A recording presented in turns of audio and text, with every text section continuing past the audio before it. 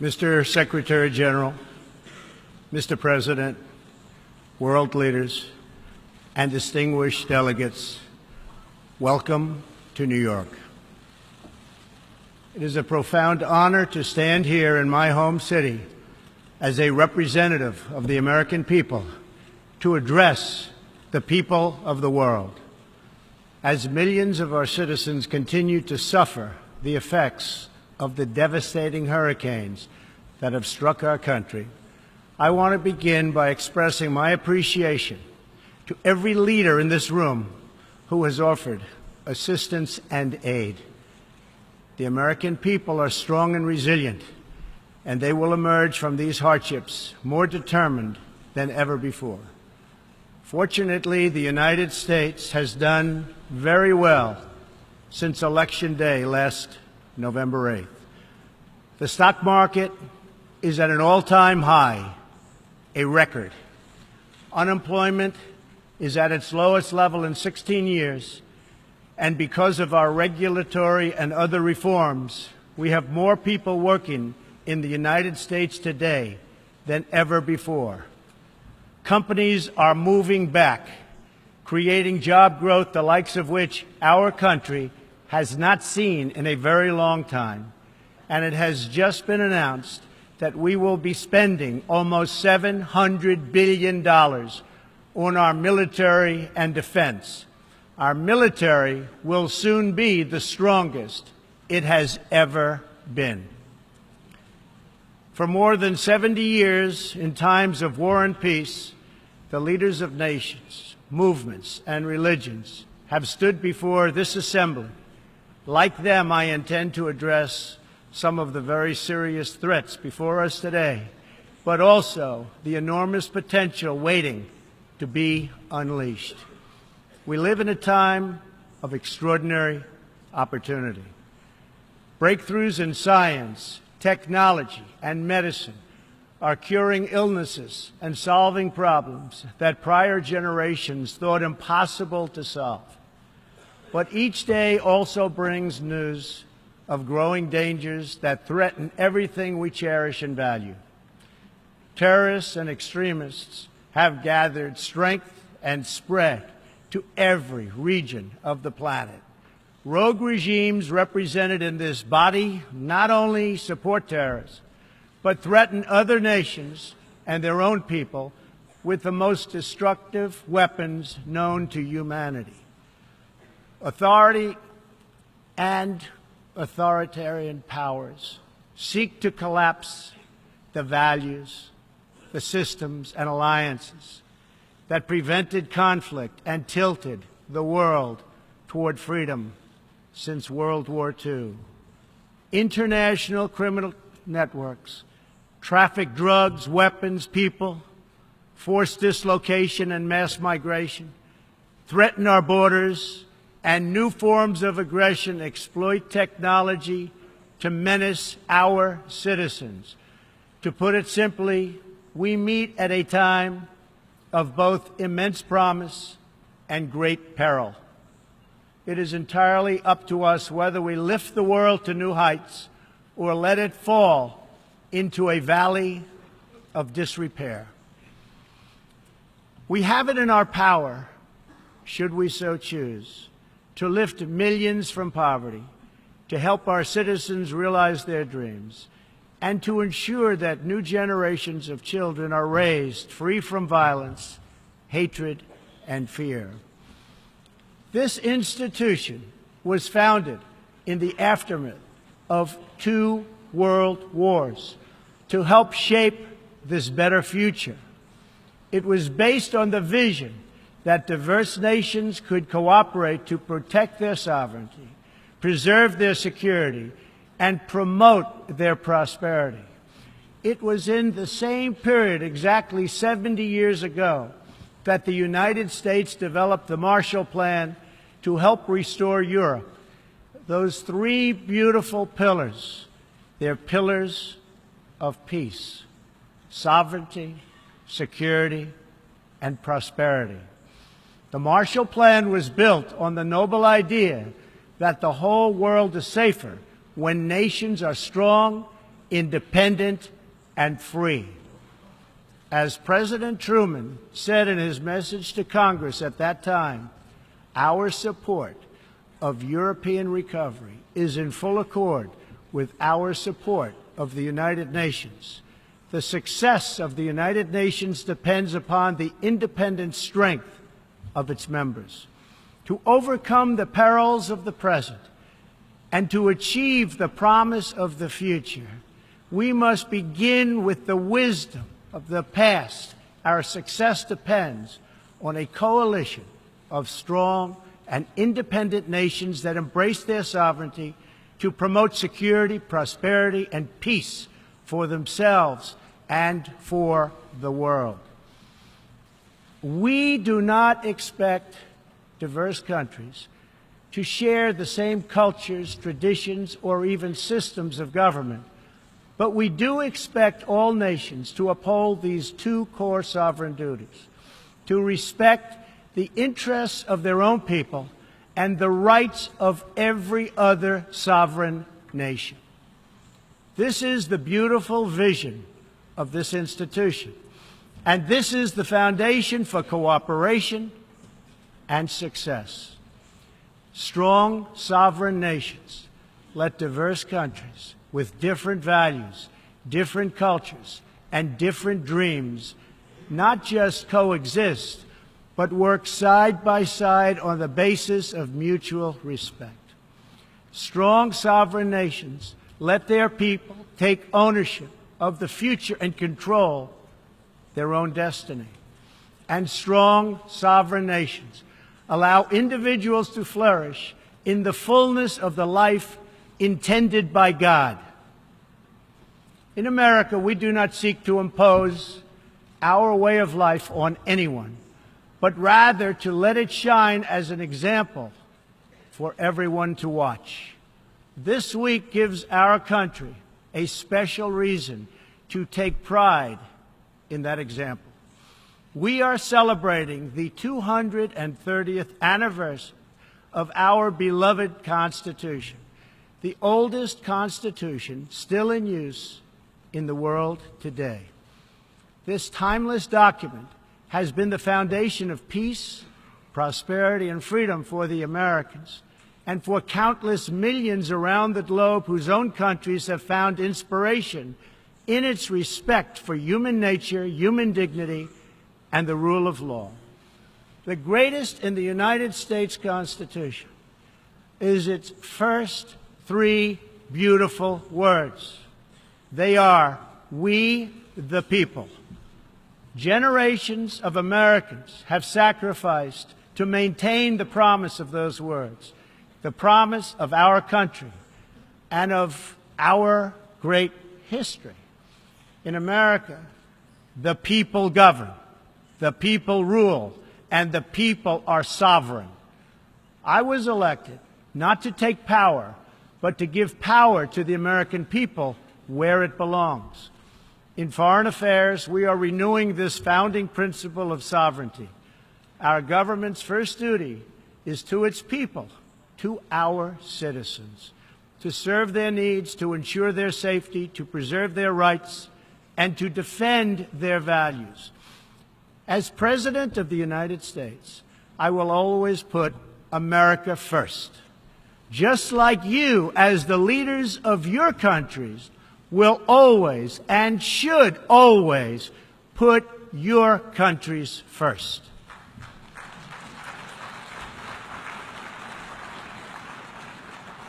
All responsible leaders have an obligation to serve their own citizens, and the nation-state remains the best vehicle for elevating the human condition.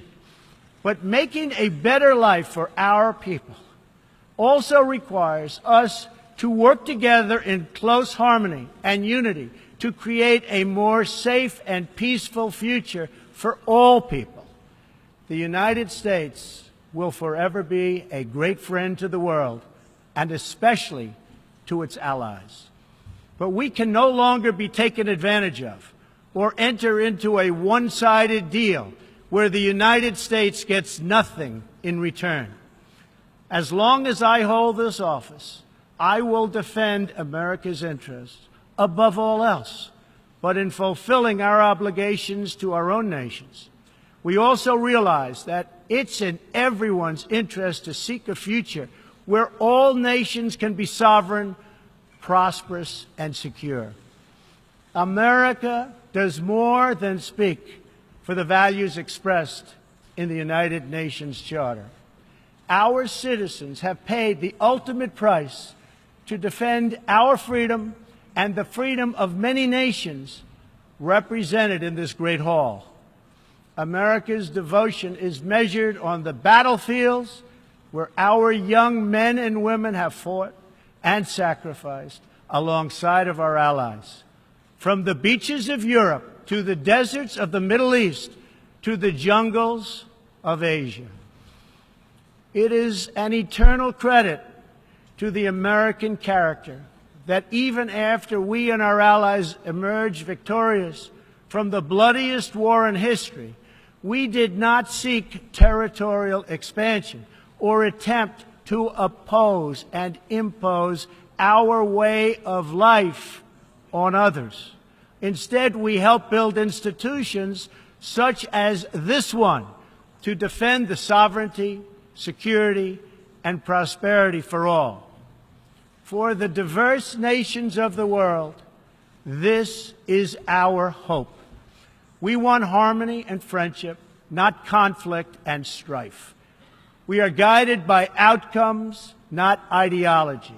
We have a policy of principled realism rooted in shared goals, interests, and values. That realism forces us to confront a question facing every leader and nation in this room. It is a question we cannot escape or avoid.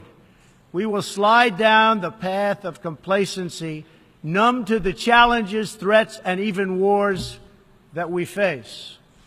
Or do we have enough strength and pride to confront those dangers today so that our citizens can enjoy peace and prosperity tomorrow?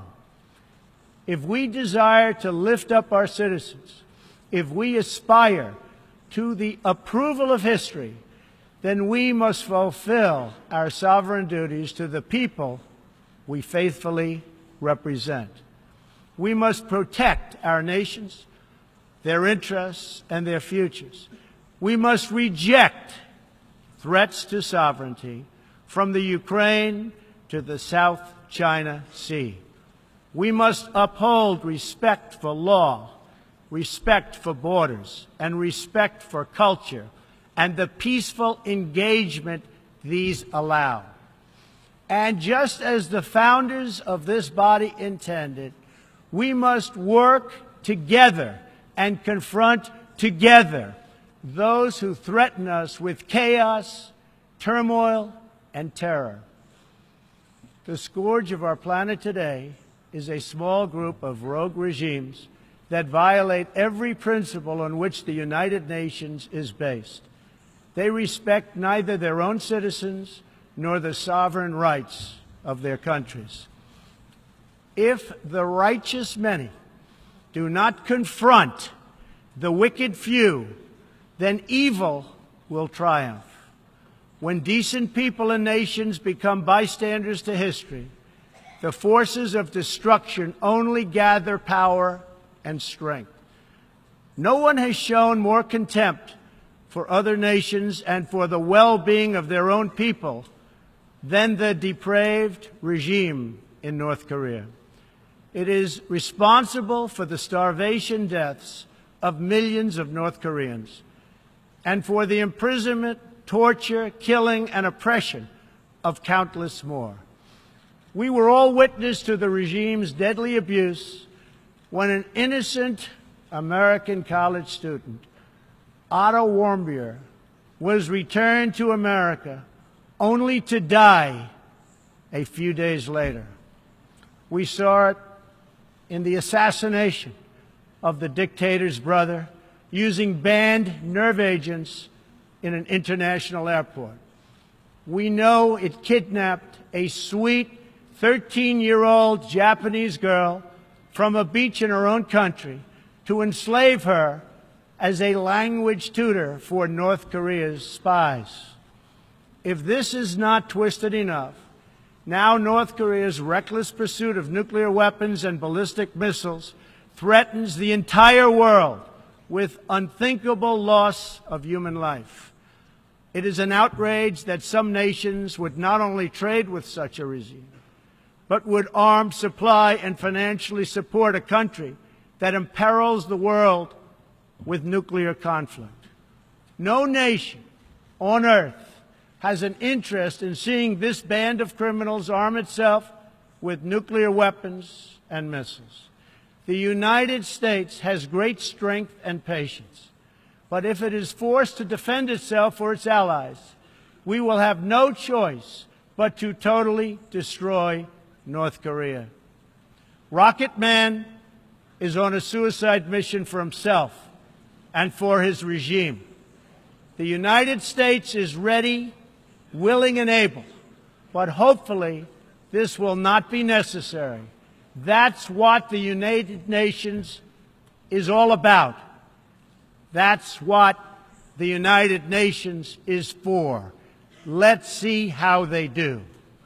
It is time for North Korea to realize that the denuclearization is its only acceptable future. The United Nations Security Council recently held 2 unanimous 15-0 votes adopting hard-hitting resolutions against North Korea, and I want to thank China and Russia for joining the vote to impose sanctions along with all of the other members of the Security Council. Thank you to all involved. But we must do much more. It is time for all nations to work together to isolate the Kim regime until it ceases its hostile behavior. We face this decision not only in North Korea. It is far past time for the nations of the world to confront another reckless regime, one that speaks openly of mass murder, vowing death to America, destruction to Israel, and ruin for many leaders and nations in this room.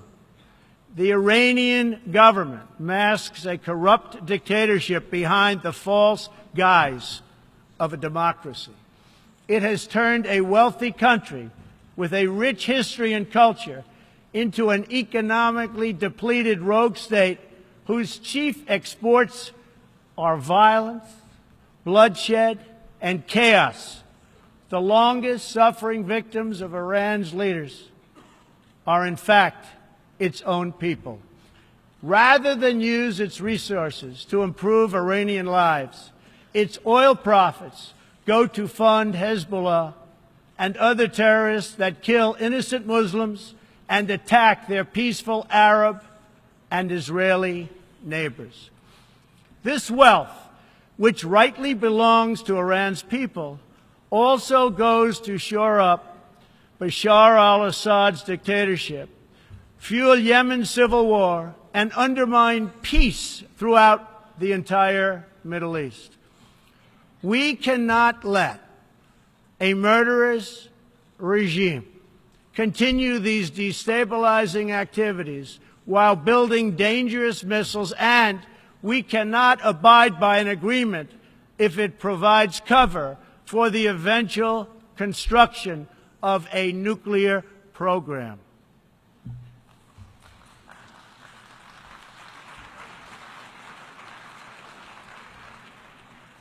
The Iran deal was one of the worst and most one-sided transactions the United States has ever entered into.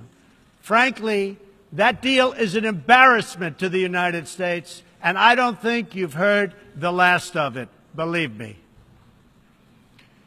It is time for the entire world to join us in demanding that Iran's government end its pursuit of death and destruction. It is time for the regime to free all Americans and citizens of other nations that they have unjustly detained. And above all, Iran's government must stop supporting terrorists, begin serving its own people, and respect the sovereign rights of its neighbors.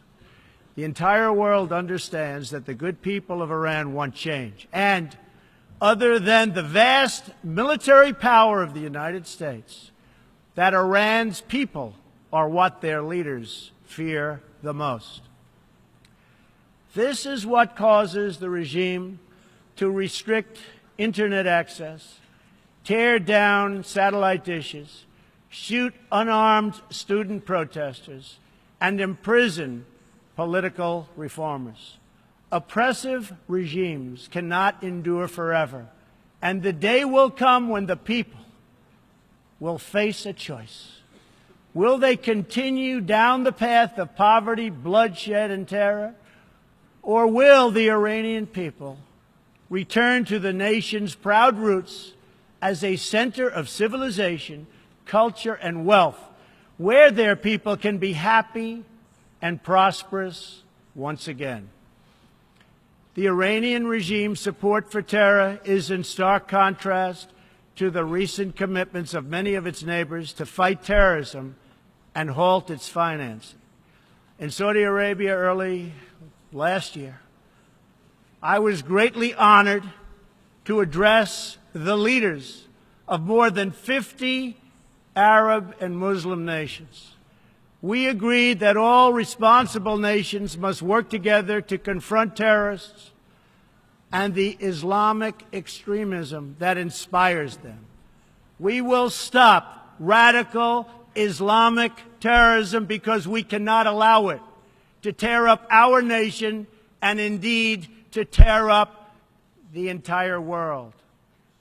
We must deny the terrorists safe haven, transit, funding, and any form of support for their vile and sinister ideology.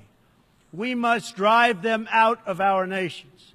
It is time to expose and hold responsible those countries who support and finance terror groups like Al-Qaeda, Hezbollah, the Taliban, and others that slaughter innocent people. The United States and our allies are working together throughout the Middle East to crush the loser terrorists and stop the reemergence of safe havens they use to launch attacks on all of our people. Last month, I announced a new strategy for victory in the fight against this evil in Afghanistan. From now on, our security interests will dictate the length and scope of military operations, not arbitrary benchmarks and timetables set up by politicians. I have also totally changed the rules of engagement in our fight against the Taliban and other terrorist groups. In Syria and Iraq, we have made big gains toward lasting defeat of ISIS.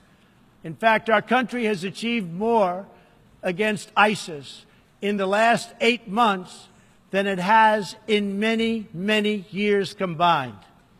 We seek the de-escalation of the Syrian conflict and a political solution that honors the will of the Syrian people.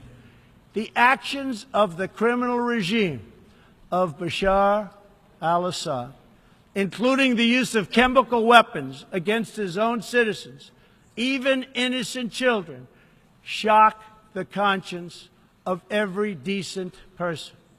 No society can be safe if banned chemical weapons are allowed to spread. That is why the United States carried out a missile strike on the airbase that launched the attack. We appreciate the efforts of the United Nations agencies that are providing vital humanitarian assistance in areas liberated from ISIS, and we especially thank Jordan, Turkey, and Lebanon for their role in hosting refugees from the Syrian conflict. The United States is a compassionate nation and has spent billions and billions of dollars in helping to support this effort. We seek an approach to refugee resettlement that is designed to help these horribly treated people and which enables their eventual return to their home countries to be part of the rebuilding process. For the cost of resettling one refugee in the United States, we can assist more than 10 in their home region. Out of the goodness of our hearts, we offer financial assistance to hosting countries in the region, and we support recent agreements of the G20 nations that will seek to host refugees as close to their home countries as possible. This is the safe, responsible, and humanitarian approach. For decades, the United States has dealt with migration challenges here in the Western Hemisphere. We have learned that over the long term, uncontrolled migration is deeply unfair to both the sending and the receiving countries. For the sending countries, it reduces domestic pressure to pursue needed political and economic reform and drains them of the human capital necessary to motivate and implement those reforms.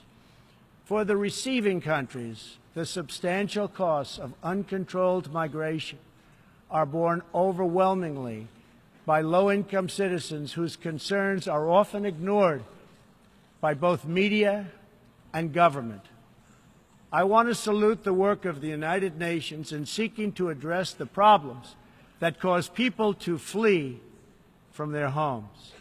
The United Nations and African Union led peacekeeping missions to have invaluable contributions in stabilizing conflicts in Africa. The United States continues to lead the world in humanitarian assistance, including famine prevention and relief in South Sudan, Somalia, and northern Nigeria and Yemen. We have invested in better health and opportunity all over the world through programs like PEPFAR, which funds AIDS relief, the President's Malaria Initiative, the Global Health Security Agenda, the Global Fund to End Modern Slavery, and the Woman Entrepreneurs Finance Initiative, part of our commitment to empowering women all across the globe. We also thank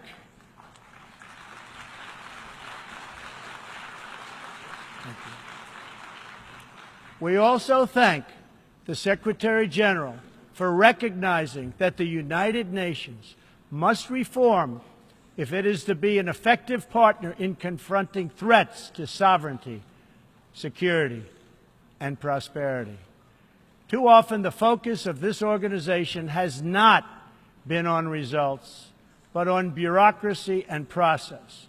In some cases, states that seek to subvert this institution's noble aims have hijacked the very systems that are supposed to advance them. For example, it is a massive source of embarrassment to the United Nations that some governments with egregious human rights records sit on the UN Human Rights Council. The United States is one out of 193 countries in the United Nations, and yet we pay 22% of the entire budget and more. In fact, we pay far more than anybody realizes. The United States bears an unfair cost burden, but to be fair, if it could actually accomplish all of its stated goals, especially the goal of peace, this investment would easily be well worth it. Major portions of the world are in conflict, and some, in fact, are going to hell.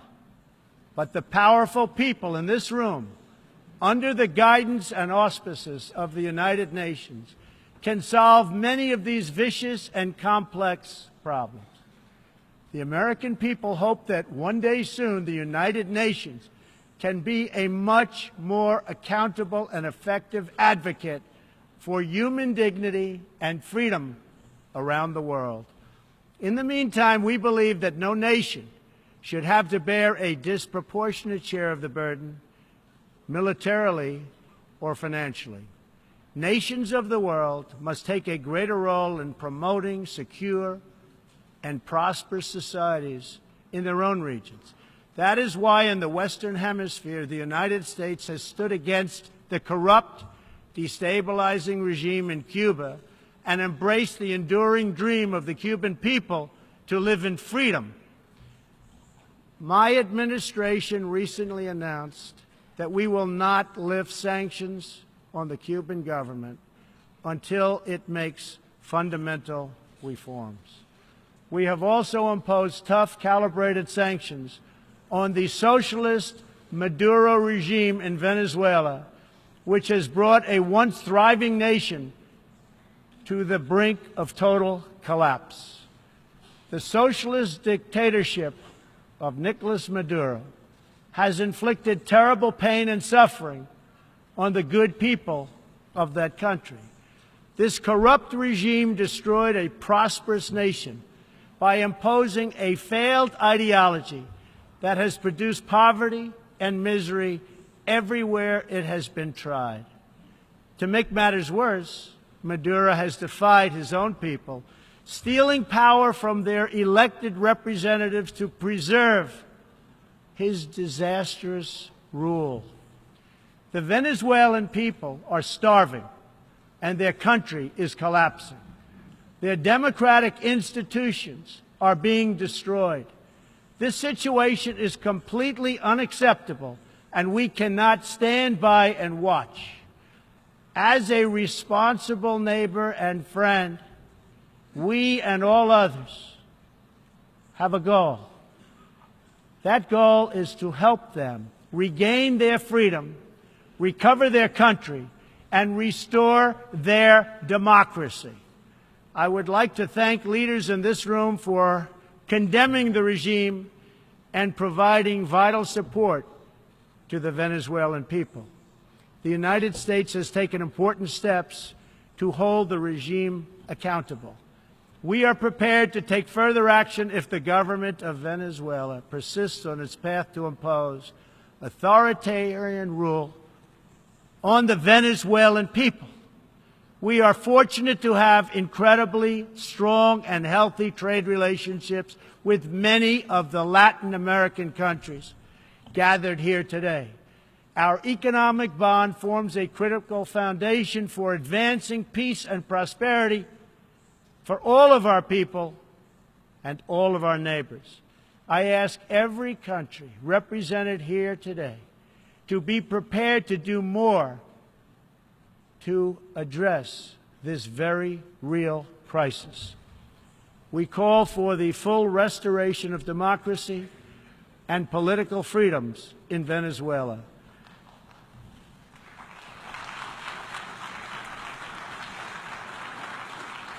The problem in Venezuela is not that socialism has been poorly implemented, but that socialism has been faithfully implemented.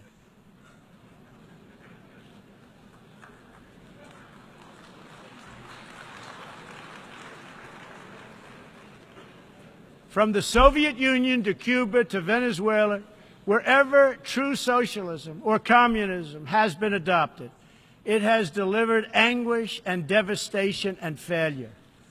Those who preach the tenets of these discredited ideologies only contribute to the continued suffering of the people who live under these cruel systems.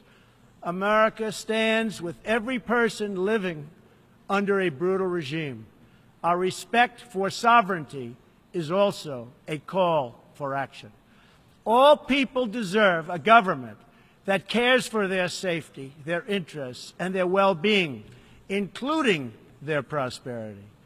In America, we seek stronger ties of business and trade with all nations of goodwill. But this trade must be fair and it must be reciprocal. For too long, the American people were told that mammoth multinational trade deals, unaccountable international tribunals, and powerful global bureaucracies were the best way to promote their success. But as those promises flowed, millions of jobs vanished and thousands of factories disappeared. Others gamed the system and broke the rules. And our great middle class, once the bedrock of American prosperity, was forgotten and left behind. But they are forgotten no more, and they will never be forgotten again. While America will pursue cooperation and commerce with other nations, we are renewing our commitment to the first duty of every government, the duty of our citizens. This bond is the source of America's strength and that of every responsible nation represented here today. If this organization is to have any hope of successfully confronting the challenges before us, it will depend, as President Truman said some 70 years ago, on the independent strength of its members. If we are to embrace the opportunities of the future and overcome the present dangers together, there can be no substitute for strong, sovereign, and independent nations. Nations that are rooted in their histories and invested in their destinies. Nations that seek allies to befriend, not enemies to conquer. And most important of all, nations that are home to patriots, to men and women who are willing to sacrifice for their countries, their fellow citizens, and for all that is best in the human spirit. In remembering the great victory that led to this body's founding, we must never forget that those heroes who fought against evil also fought for the nations that they loved. Patriotism led the Poles to die to save Poland, the French to fight for a free France, and the Brits to stand strong for Britain. Today, if we do not invest ourselves, our hearts and our minds in our nations, if we will not build strong families, safe communities, and healthy societies for ourselves, no one can do it for us. We cannot wait for someone else, for faraway countries or far-off bureaucracies. We can't do it. We must solve our problems to build our prosperity, to secure our future, or we will build vulnerable to decay, domination, and defeat. The true question for the United Nations today, for people all over the world who hope for better lives for themselves and their children, is a basic one. Are we still patriots? Do we love our nations enough to protect their sovereignty and to take ownership of their futures? Do we revere them enough to defend their interests, preserve their cultures, and ensure a peaceful world for their citizens? One of the greatest American patriots, John Adams, wrote that the American Revolution was effected before the war commenced. The revolution was in the minds and hearts of the people. That was the moment when America awoke, when we looked around and understood that we were a nation. We realized who we were, what we valued, and what we would give our lives to defend. From its very first moments, the American story is the story of what is possible when people take ownership of their future. The United States of America has been among the greatest forces for good in the history of the world and the greatest defenders of sovereignty, security, and prosperity for all. Now we are calling for a great reawakening of nations, for the revival of their spirits, their pride, their people, and their patriotism. History is asking us whether we are up to the task. Our answer will be a renewal of will, a rediscovery of resolve, and a rebirth of devotion we need to defeat the enemies of humanity and unlock the potential of life itself. Our hope is a word and world of proud, independent nations that embrace their duties, seek friendship, respect others, and make common cause in the greatest shared interest of all, a future of dignity and peace for the people of this wonderful earth. This is the true vision of the United Nations, the ancient wish of every people, and the deepest yearning that lives inside every sacred soul. So let this be our mission, and let this be our message to the world. We will fight together, sacrifice together, and stand together for peace, for freedom, for justice, for family, for humanity, and for the Almighty God who made us all. Thank you. God bless you. God bless the nations of the world, and God bless the United States of America. Thank you very much.